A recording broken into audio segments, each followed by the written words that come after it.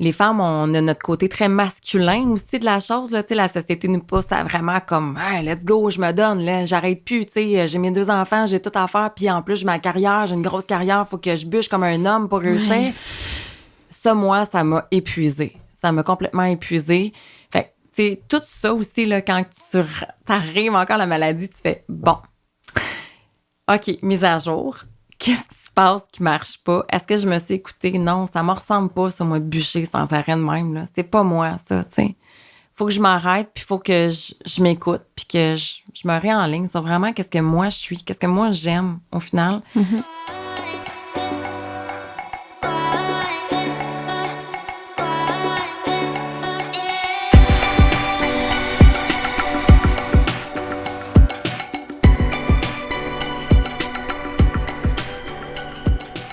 Bonjour, Marie-Ève. Allô?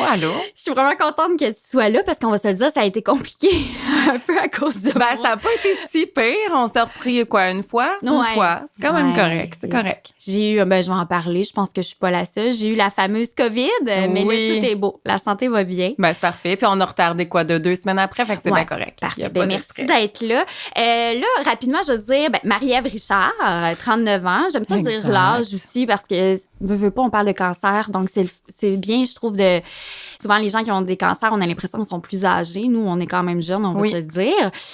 Puis, j'ai le goût de dire aussi Eva photographe, parce qu'on connaît beaucoup ce nom-là. Exactement. Il y a beaucoup de monde qui me connaissent le nom d'Eva. Puis en fait, il y a bien des personnes qui ne savent pas que mon nom, c'est Marie-Ève.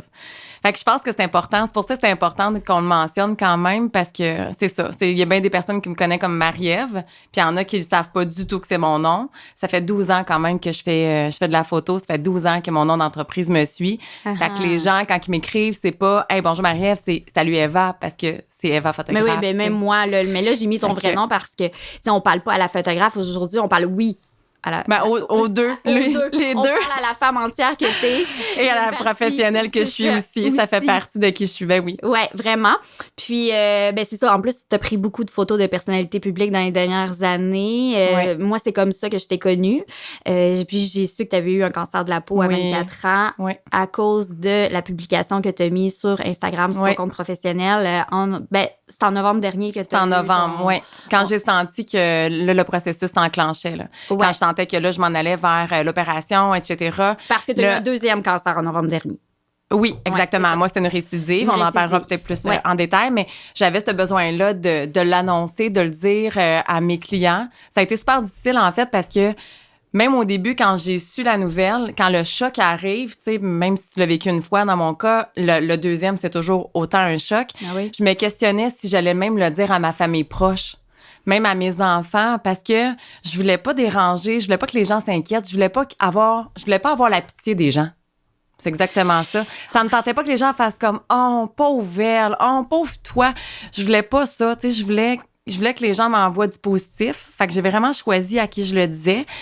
Sauf que, à un moment donné, j'ai pas eu le choix. Par exemple, tu sais, je commençais à avoir des messages textes de choses que j'avais à faire en suivi, mettons, en décembre, janvier, ou des séances à venir, puis je me disais « Mais j'y arriverai pas ». À un moment donné, il va falloir que je l'annonce, que je le dise, parce que ça peut avoir l'air pas professionnel. J'ai l'air de pas répondre, c'est un peu ça, tu sais, j'ai l'air de pas vouloir répondre ou de pas donner suite, puis c'est pas le cas, tu sais, c'est quand même Eva Photo, ça fait 12 ans, là, c'est mon bébé, j'en ai pris soin, tu sais, de pas répondre aux clients, c'est pas mon genre.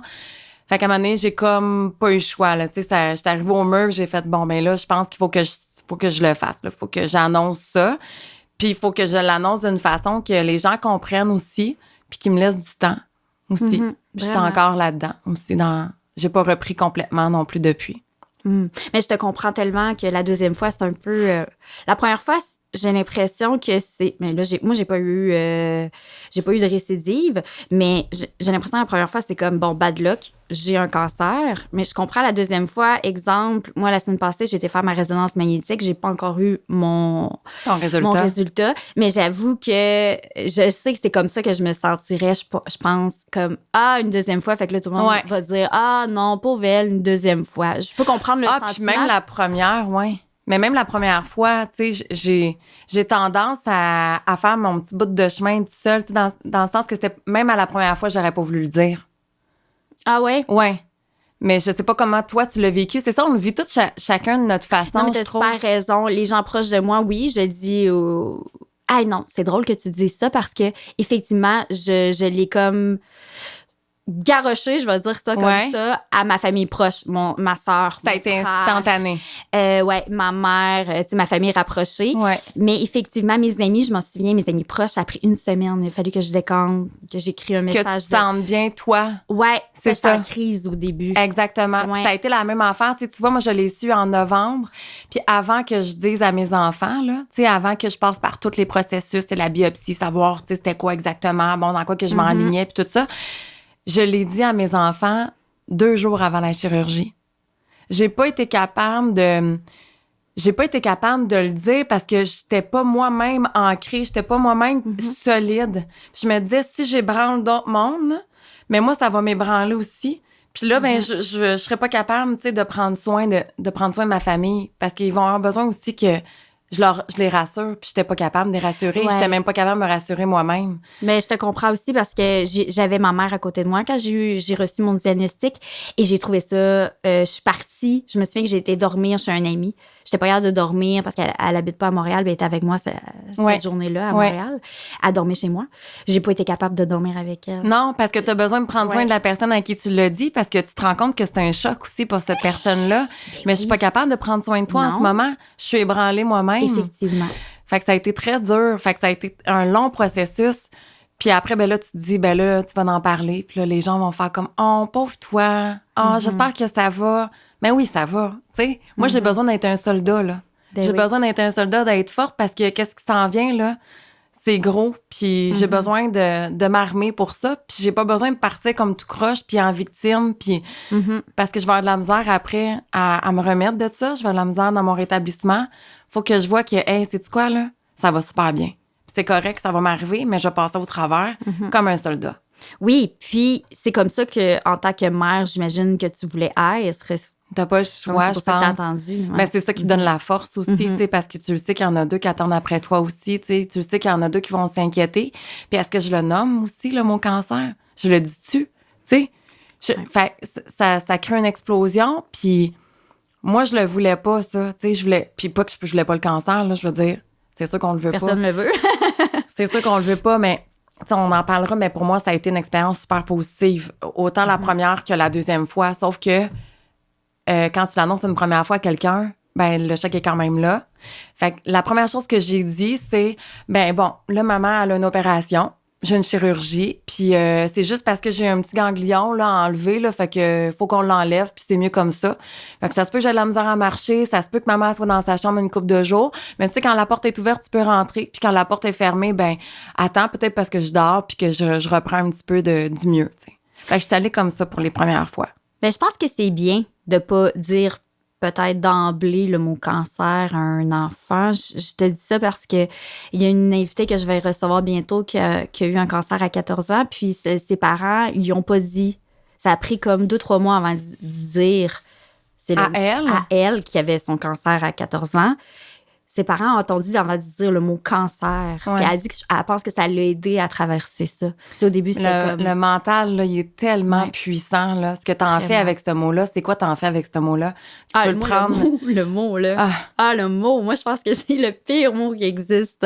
De là, un peu l'idée du balado, là. D'enlever cette connotation négative à ça. Ouais. Mais est-ce que je te dis quelque chose de drôle? Moi, depuis que je suis jeune, mon signe astrologique, c'est cancer. Et étrangement, là, ça m'a tellement fait peur la première fois que j'ai su ça, là. Tu sais, on est plein, là, il y en a plein de cancers. Je veux dire, regarde, c'est un signe astrologique, là. Oui. Mais moi, dans ma tête, à moi, là, de jeune fille, je me suis dit, ben ça y est, un jour, je vais avoir le cancer. Mais non, c'est ça. Est-ce que ça a fait son bout de chemin? Je n'ai aucune idée, là. Tu sais, mais ce mot-là, c'est ça. Il doit arrêter d'être négatif. Oui, ce mot-là fait extrêmement peur. Je sais pas pourquoi ils ont choisi le même mot que le signe astrologique. C'est vraiment bizarre. C'est spécial. C'est spécial. Pour ça, mais pas mal. On vote pas pour. On vote pas pour. Mais c'est juste... J'ai demandé à Louise Deschâtelet, justement, parce que je suis recherchiste et j'ai fait une pré-entrevue à Louise Deschâtelet et je lui ai demandé si je pouvais dire durant le balado, mon balado, si à un moment donné, l'occasion venait. Puis là, tu me fais penser à ça. OK. Elle, sa mère a eu, dans les années 70, a eu un cancer. Puis Louise le savait. OK. Sa mère lui a dit. Non, c'est ça. Le médecin, l'oncologue, a dit à Louise, votre mère a un cancer, je vous laisse gérer ça. Ben voyons donc. Puis elle avait quel âge? Elle avait... j'ai un blanc. Hey, t'arrives avec ça, toi, c'est comme un gros bloc que je te laisse. Puis finalement, elle pense qu'au fond, sa mère a toujours su qu'elle avait un cancer, mais ils en ont jamais parlé parce qu'elle sentait que sa mère ne voulait pas entendre ce mot-là. Ah oui. Fait qu'on part de loin, là. C'est fou, hein? Le mot cancer fait terriblement peur. Oui, mais c'est parce qu'on entend plein, puis on voit que ça va pas bien, puis on entend toutes sortes de cancers à tous les stades. Tu sais, tu vois, moi, j'ai fini par le dire à ma fille, ma plus grande, parce que ma plus petite, elle a 6 ans, puis la plus grande, elle a 12 ans. Puis en parlant avec mon médecin, ma chirurgienne, ça me disait, tu sais, 12 ans, c'est quand même grand, ça comprend, tu sais, j'irais doucement.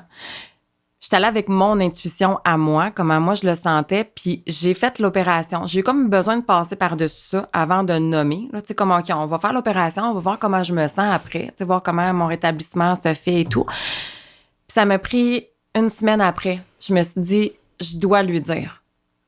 Pour la seule et bonne raison, la plus petite aux 6 ans, oublie ça, le cancer, je veux dire, elle sait même pas c'est quoi, là. Elle saura même pas c'est quoi, même si je lui en parle. Puis c'est pas nécessaire, c'est d'entrer dans les détails. Oui, exactement, ça me pose des questions, j'irai là. Mais tu sais, celle de 12 ans, elle est en âge de comprendre, tu sais. Puis j'avais ce besoin-là d'avoir la confiance, parce qu'on a un beau lien ensemble. Puis je me suis dit, si j'y dis pas, puis j'ai une amie qui me challengeait là-dessus, puis elle me disait, tu sais, moi, ma mère, elle me l'aurait pas dit, puis ça m'aurait fait de la peine. Je me serais dit qu'elle avait pas assez confiance en moi pour me le dire. Fait que vraiment, je me suis assise avec elle, puis j'ai dit, garde, tout ce qui vient de se passer, finalement, c'est parce que ma mère elle avait un cancer. Tu sais, là, j'ai eu un premier cancer de la peau là, quand j'étais jeune. Puis on va se dire, là, je suis avec sa crème solaire chez nous, là, tu sais. Ben là, c'est clair. Avec mes 2 enfants, puis ils disent que c'est héréditaire. Fait que, tu sais, ils savent là, que je l'ai eu une première fois, puis ils savent pourquoi je les beurre de même à tous les étés. Mais, nonobstant ça, je voulais lui dire que c'était un deuxième, puis je voulais qu'elle sache, mais son premier réflexe, ça a fait comme, ben là, si t'en as un deuxième, ça veut dire qu'il va peut-être en avoir d'autres, tu sais. Tu sais, ça veut dire qu'au soleil, toi, maman, c'est dangereux, là, tu sais.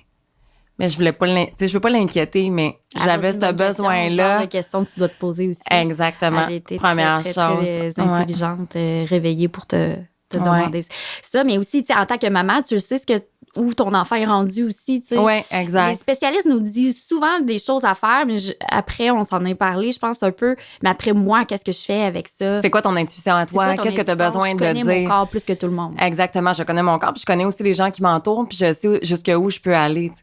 Aussi. Fait que, tu sais, comme je te dis, l'autre, elle sait même pas c'est quoi, tu sais, la petite de 6 ans, elle a même de la misère à regarder mes cicatrices parce que j'ai quand même un bas, moi, qui est resté, là, tu sais, de l'opération. J'ai un bas de compression à porter.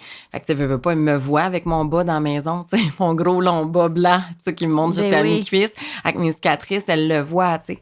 La plus petite a plus de la misère, mais la grande, elle le sait. Mais... Ben oui, clairement. Ben là, justement, on va aller là. 2 cancers de la peau, mais pas de la même place. Oui, c'est ça. Ouais. Effectivement. Là, à 24 ans, là, c'était un grain de beauté. Le premier cancer que j'ai eu, c'est ça. C'était à 24 ans. Je sais pas si tu veux que je rentre dans les détails, que j'explique un peu d'où ça vient puis pourquoi, là, mais... Oui, j'aimerais ça parce que, je tiens à dire, je fais partie de la génération où les séances de salon de bronzage étaient très à la mode. Surtout pour le bal de finissant. Puis on se le faisait dire que c'était pas bon pour la peau. Puis... mais parenthèse, juste avant que tu fais... Je veux juste dire, on peut se le dire aussi que t'es blanc, c'est pas laid? Ben c'est ça. Okay. Ben, on fait partie de la génération que on n'est pas la même génération, mais ça c'est là je sais que c'est plus comme ça, je pense plus là. J'ai pas l'impression que les salons de bronzage font bien de l'argent présentement. Il en faut peut-être pas, mais c'est encore mal vu d'être blanc. Ouais, effectivement. Oui. Je suis totalement d'accord. Fait que les salons de bronzage, ils doivent quand même fonctionner pas mal parce que c'est encore présent. Oui, mais je pense qu'on est plus rendu à la kékane.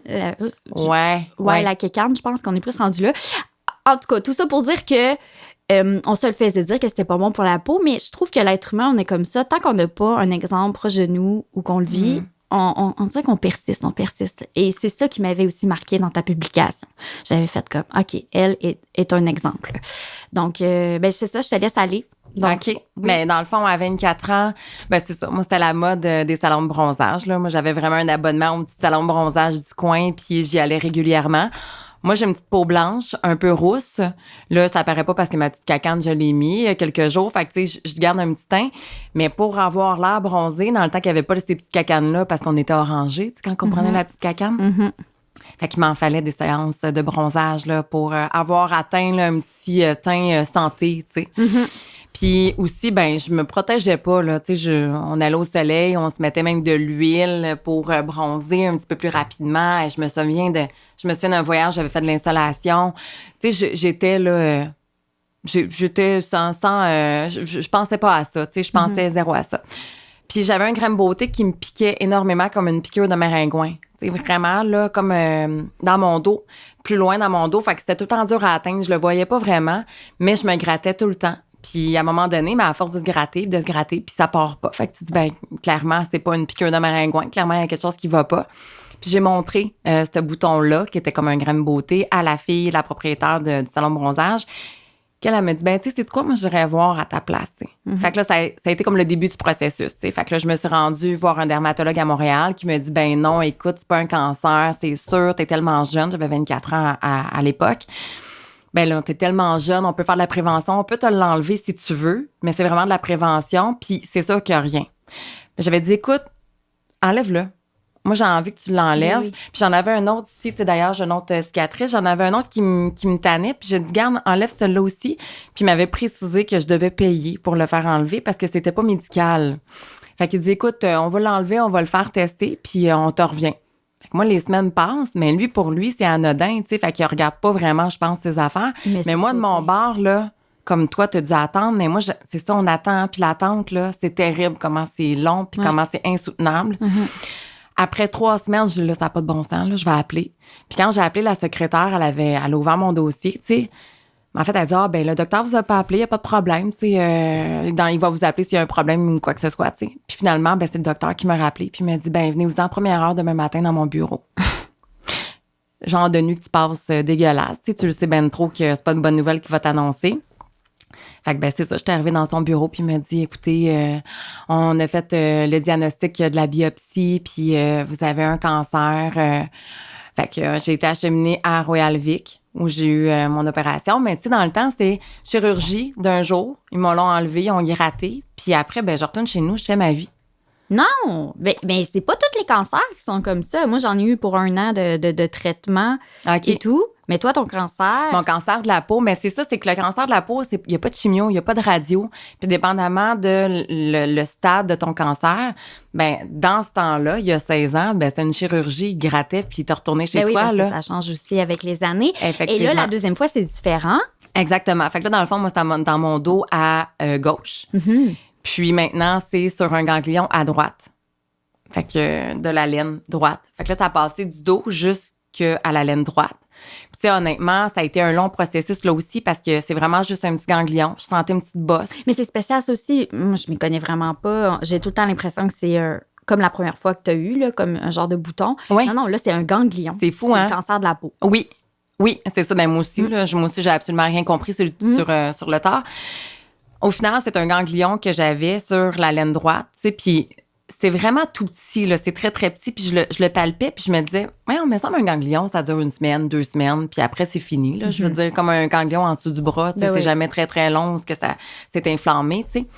Mais là, non, ça reste, tu sais. Fait que je m'en vais voir un paquet de spécialistes, tu sais, j'essaie de voir c'est quoi, puis j'avais mal au bas du ventre depuis longtemps. Mais c'est de l'endométriose que j'ai découvert par la suite. Mais ce mal de ventre-là m'a fait en sorte que j'ai vu mon petit ganglion qui était là. Fait que je me suis dit, ça doit avoir une connotation entre les deux. Entre mon mal de ventre qui est là, puis le ganglion qui a poussé. Fait que ça doit être inflammatoire. Mon système immunitaire doit me dire, écoute, t'as quelque chose à aller voir au ventre, tu sais. Fait que j'ai fait un paquet de tests. J'ai pas de médecin de famille. Fait que j'ai fait un paquet de tests. Puis il me disait, non, t'as rien, tu sais, y a pas de problème. C'est inflammatoire, ça bouge. Quand ça bouge, c'est inflammatoire. OK. Je retournais chez nous jusqu'à ce que je prenne un rendez-vous avec une médecin à Montréal que d'ailleurs je dois appeler à un moment donné pour la remercier parce que c'est quand même grâce à elle tout ce processus-là qui s'en est suivi. Puis à chaque fois, vu que t'as pas de médecin de famille, là tu dis un peu ton profil. Là moi j'ai eu un cancer de la peau il y a tel temps, tu sais, puis un cancer de la peau. Elle dit là t'as un ganglion, moi ça m'inquiète. Elle dit, écoute, on prend pas de chance. Elle a tout ouvert les dossiers au gouvernement, tout le kit. Puis là, c'était à la recherche d'un dermatologue rapidement. Réouvre le dossier à Royal Victoria 16 ans plus tard. Là, je me dis, mon Dieu, elle panique, là. Je suis arrivée dans mon char, je me dis, ouais, faut le regarder, là, c'est quoi ça, tu sais? J'étais là, j'ai pas ça pantoute, puis tout. Fait que finalement, j'étais retournée, j'ai fait mon bout de chemin, puis j'ai continué jusqu'à temps que Roy Alvic m'appelle. Là, ils disent, écoutez, on a un dossier qui a été ouvert, venez faire un test. Fait que finalement, je m'en vais voir le médecin. Puis elle me dit, ben écoute, t'as rien, tu sais, c'est un petit ganglion, c'est inflammatoire, ça bouge, fait qu'il y a pas de stress, tu sais. Je dis, mais attends, quand je suis couchée, là, il paraît pas, mais quand je suis debout, là, tu vas le sentir. Ouais, mais non, tu sais, comme quand tu le palpes, on le sent que c'est... Je dis, mais quand je suis debout, là, tu le sens. Puis il a fallu que je me lève. Je dis, attends un peu, je vais te le montrer. Et je montre, ah, OK, ouais, hein? Quand t'es debout, il paraît plus, tu sais. Fait qu'attends un peu, je vais aller voir un chirurgien. Fait que là, va voir une autre personne. Fait qu'on était rendu trop dans le bureau. Là, je me couche. Elle regarde à son ganglion. Il palpe. Ah, ben non, c'est inflammatoire. Mais quand je me lève, là, il paraît vraiment plus, tu sais. Ah, mais non, tu sais, il est vraiment tout petit. Attends un peu, je vais me lever. Je me lève. Ah, OK! Parce qu'il est vraiment plus gros quand tu te lèves. Tu sais à quel point il faut juste que tu suives ton instinct tout le temps. Mais t'sais. c'est ça, mais d'où vient cet instinct-là que t'as? Parce que les 2 fois... Mais je pense que c'est juste de t'écouter et de dire non, mais moi, je trouve que ça fait pas de sens. Parce que les médecins, moi, j'ai appris ça aussi avec mes 2 grossesses, mes 2 accouchements, là. Je veux dire, il y a aucun médecin qui t'écoute. Tu sais, au final, il y en a des bons, là, puis j'ai vraiment été. Pas, mais exactement, j'ai vraiment été super bien traitée. Tout le système médical a été impeccable. Vraiment. Cancer, là, sérieux. T'es tellement pris en charge. C'est impeccable. La seule chose que je veux dire, c'est que souvent, ils vont généraliser les gens pour tous les mêmes profils. Non, ça bouge un petit peu, c'est un petit ganglion, il y a rien. Mais quand tu te mets à toi, là, moi, je l'ai palpé, là. Puis moi, je te dis qu'il est pas correct. On peut-tu aller plus loin? On peut-tu juste faire un test de plus? Fait qu'on a fait une biopsie. Ben, en fait, on a fait une échographie. Puis là, il m'a bien spécifié, là, tu vas aller à l'échographie le vendredi. Là, ils vont te dire que tu as une biopsie à faire. Dis-leur que tu n'as pas de biopsie. Que si vraiment il y a quelque chose qui ne marche pas, qu'ils m'appellent. Là, on va faire la biopsie. Parce que souvent, quand ça vient de l'oncologie, qui envoie une patiente en échographie, c'est pour faire une biopsie. Mais dis-toi, t'as pas de problème. Il dit, écoute, on va aller voir, là, mais t'auras rien. Fait que moi, le vendredi, je m'en vais là, je me prends même en photo, j'envoie ça à mon client pour dire, je reviens tantôt, j'étais à l'hôpital, tu sais, je trouve ça bien drôle, là, tu sais. Fait qu'on me passe, la technologue me fait, elle regarde ça, envoie ça au médecin. Le médecin rentre dans la salle, puis il me dit, on te fait une biopsie. Je dis, ben non. Non, c'est ça, il n'y a pas de biopsie. Faut appeler mon médecin si jamais il y a quelque chose qui marche pas. Il dit, non, c'est bon, je l'ai déjà appelé. Ah, je fais, OK, marde. Ouais, Prise 2. Là, tu sais ce qui s'en vient. Oui, exactement. On est au même moment d'il y a 16 ans. Et là, cette fois-ci, par exemple, tu as un traitement, non? Je me trompe pas? Oui, là, cette fois-ci, je commence l'immunothérapie. Vu que là, ça a atteint le ganglion, là, on est dans un autre stade. C'est un stade 3. Fait que c'est comme si on a fait un chercher-trou sur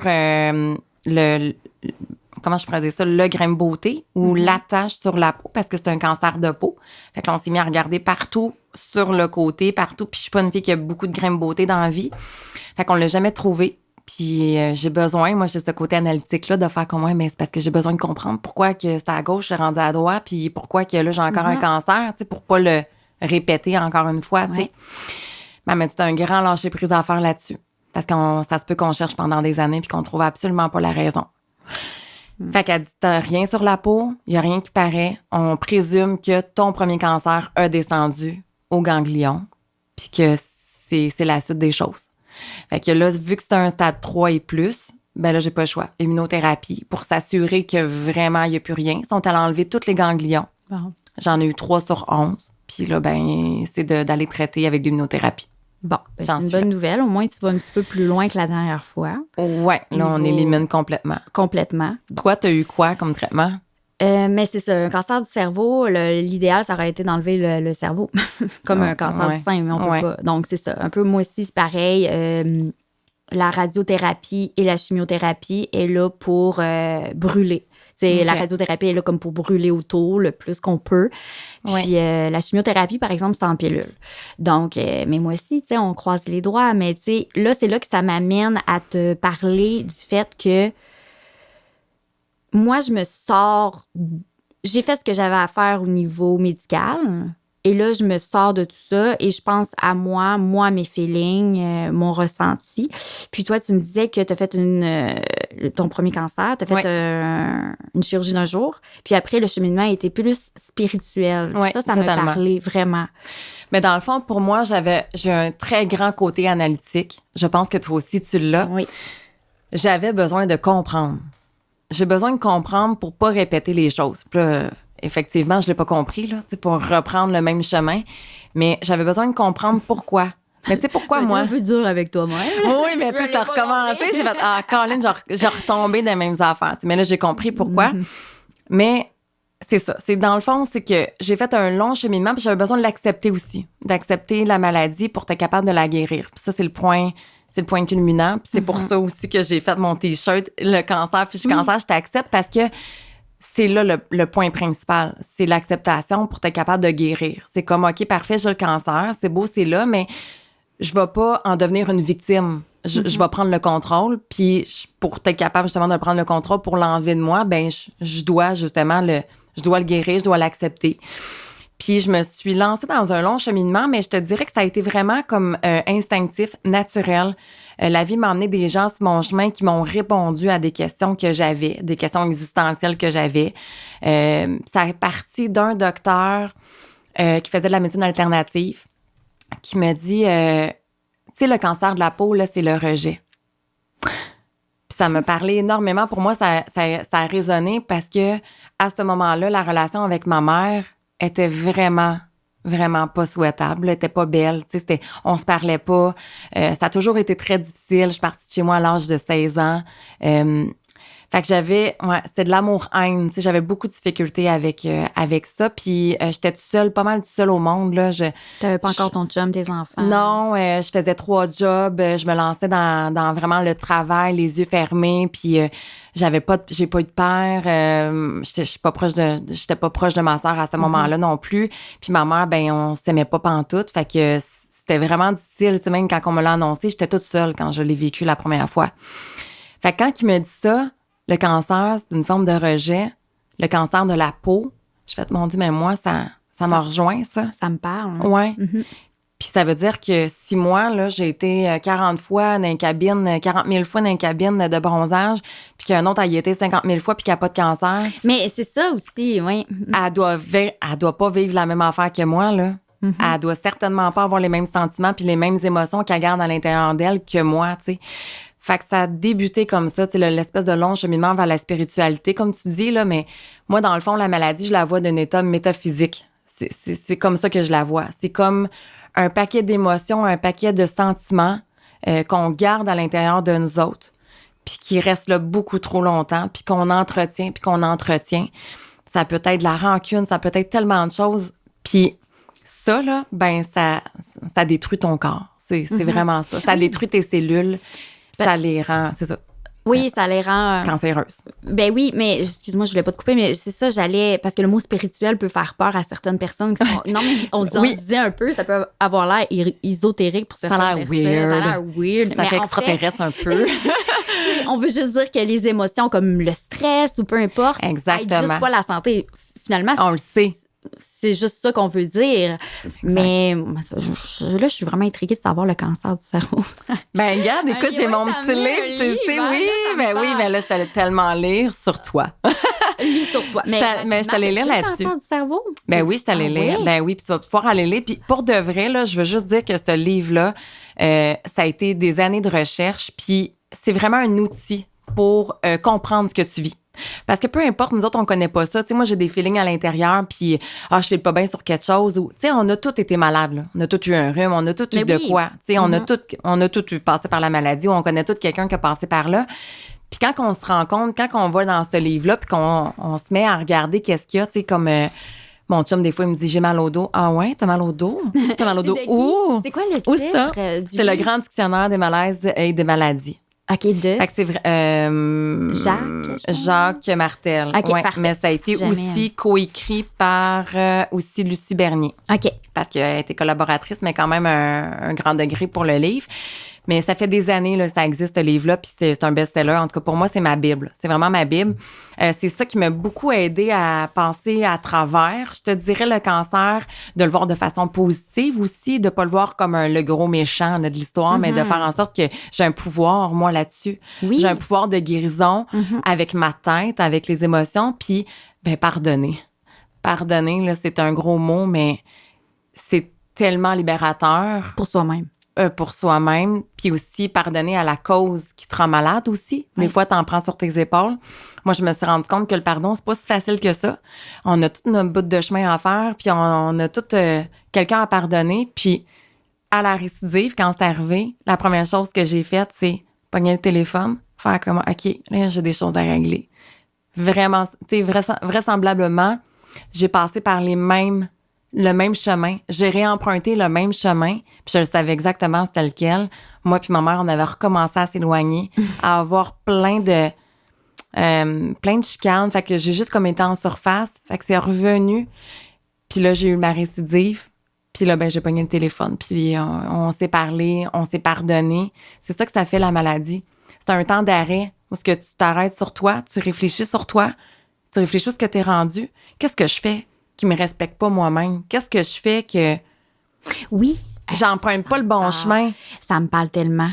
Je sens aussi, moi, que c'est une accumulation de... Qu'est-ce que je sentais que je me suis pas écoutée? Ouais, que je me suis pas respectée. Exactement. Puis c'est exactement ça. Puis c'est le fait que tu continues dans la mauvaise voie. Ouais. Puis que tu sais, ta petite voix, là... Wow, là, c'est assez. Là. Exactement ça. Puis tu l'entends, ta petite voix dire arrête, va pas par là. Ah oui, moi, il m'est arrivé pas un bad luck, là. Dans les années avant. Ouais. Pour vrai, comme quoi? Ouais. J'ai commencé à prendre des antidépresseurs. Ah, déjà là, ça marche pas. Ça marche pas. Déjà là, ça te parle que tu fais comme, je suis pas dans le bon chemin, je suis pas heureuse. À l'université, j'étais malheureuse. J'ai passé de la fille qui aimait faire du théâtre, de la danse, qui était partout dans tous les comités, à quand j'ai commencé mon baccalauréat en communication à l'Université Laval. C'est très théorique comme bac. Ouais. Mais il fallait que je finisse mon bac. Il fallait que je le finisse. Fait que pendant 3-4 ans, tout mon côté créatif n'était pas là. Puis j'avais un chum qui était au Conservatoire d'art dramatique de Québec qui tripait à côté. J'étais malheureuse. Pognée dans tes bouquins. Je continuais. J'avais été prise dans une école de théâtre, puis j'y ai pas été à place. Fait que je pense que je ruminais ça aussi. Ouais. Le rejet de genre ta vraie personne que t'es peut-être ou que t'étais. Puis c'est ça. C'est de pas se respecter puis de continuer à l'encontre de qu'est-ce que t'es vraiment. Mm-hmm. Fait que tu continues. Puis là, il y a plein d'affaires qui t'arrivent. Puis t'en as plein. Puis là, tu comprends pas les messages. Puis à un moment donné, c'est ça. T'as un gros stop là, qui fait, là, j'ai essayé de te le dire de plein de fois, là. T'as pas écouté. Fait que là, on va t'arrêter. Ouais. Puis ça fait du bien de trouver des... Pas de trouver des raisons, mais de comme... S'arrêter. C'est comme t'as l'impression de s'arrêter, puis de comprendre, t'as l'impression d'avoir plus le contrôle sur la situation. Oui. Je crois. Oui. Moi, j'avais besoin de ça. Comprendre. Oui. Comprendre pourquoi, comprendre c'est quoi le cheminement que j'ai à faire là-dessus pour ne pas leur donner aussi à mes enfants. Tu sais, moi, je me sentais au-dessus de ça, moi, le cancer, là, après la première fois.